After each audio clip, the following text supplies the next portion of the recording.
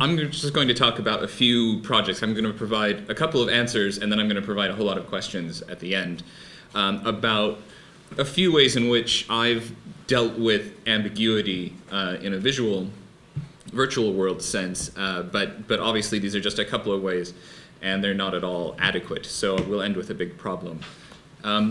So one way in which sort of we've addressed ambiguity is with a project here. This is the Guild Chapel at Stratford upon Avon.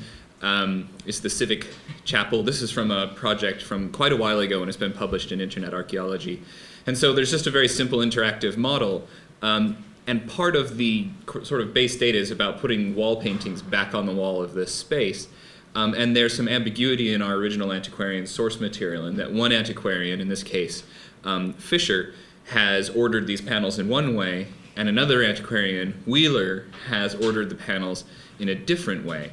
So this is a very easy way to illustrate ambiguity by just simply reordering the panels, but I want to sort of go one step further and try to not yank the user entirely out of their experience or their flow of thought when they're engaging with the space. So one way to express that ambiguity and illustrate it even better is through animation, not just simply switching the order, which may not be readily obvious, but instead through animation. So let's see if I can actually get out of this for a sec. Okay, let's go in here. Let's spin ourselves around. Yay, VR makes everybody sick. Let's go look at Fisher's views of the panels. Okay, so here we are. We're back to the screens that I just showed you. So Fisher's ordering, and now using animation, you can get across the ambiguity by really understanding the difference in the ordering. So that's, and of course it's gonna collapse on me. Ugh. But it could be that neither are correct. Well, indeed, and that's probably entirely true. But what we're doing is we're showing the ambiguity between two of our sources. Rather than the reality of the chapel itself, which we can't get back to, we're showing the two different sources and how they're arguing. So that's one way in which we've been trying to show ambiguity. So another way is to let the user themselves illustrate the ambiguity themselves. So they take the work away from you, which is fantastic. You just give them a set of affordances or possibilities, and you let them illustrate and understand that there is ambiguity. So this is a project that we never finished, but we were reconstructing one room in one merchant's house in Norwich called Stranger's Hall, which still exists. You can go visit it. And we had an inventory, which more or less is from this house. This is a bit of academic lying, but it's okay for this principle. We have an inventory of this room in the mid-16th century, the late 16th century. And so everything that you see in this grayscale image, all the furniture in there is in the inventory. So we know this furniture existed in this room at this time, which is in the late 16th century. But what you can do is we've given the user that inventory of furniture, and we allow the user to put the furniture in the room on their own. And the way the user arranges the furniture implies all sorts of stories about use and understanding of the space. So here we have one which is a very domestic setting, right? It looks like a dinner table. Exact same furniture, but rearranged. Now it's a schoolroom.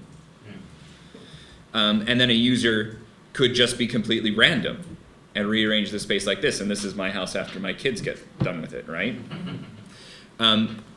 Or here's a house that is being shut up for the season, that sort of thing. So you can let the user illustrate ambiguity in a virtual world. We've all seen this slide from yesterday. This is St. Stephen's Chapel / the first chamber of the House of Commons in Westminster Palace. My big question is how to show ambiguity within a highly complex space like this. Sorry. So that's fine. I'll just keep talking. I don't care. So just a couple of I have to a little bit more. Yeah. So how do we do that? The first two problems were sort of simple in that we had the two antiquarians that were conflicting, or we had an inventory, but we still had no idea how that translated to reality. This is more difficult in that we have an interface, which I won't show you, but basically it's another panorama, and you can sort of switch between different positions in the space and the model at different times. So we can see this exact same space as it was in the Commons or it was in the chapel. But if we wanted to show our evidence in this space, we have a lot of evidence for how this looked, even though the space itself doesn't exist at all. It was destroyed entirely. But here is a map of our evidence. right? So that's our model. Everything in color, which is really hard to see, but everything in color, these areas, this area, and this area, is where we have evidence. So this would look like we're unambiguating our evidence, disambiguating, however Wikipedia calls it, but this is only partially true. The evidence I'm highlighting there is only the wall paintings. It's only the painted decoration. There is still all the evidence of the actual form of the stonework underneath it, its position in the chapel, whether that decoration went through the rest of the chapel, its actual coloring when new versus the fragments that survive now after having been weathered, and issues of use and light and control and access of space. All these are, this is a very complex model, but when we try to illustrate that there is ambiguity, we can only get to kind of one layer at a time. So my big question is, how do we deal with ambiguity in sort of multi-layered, complex spaces like this? Thank you.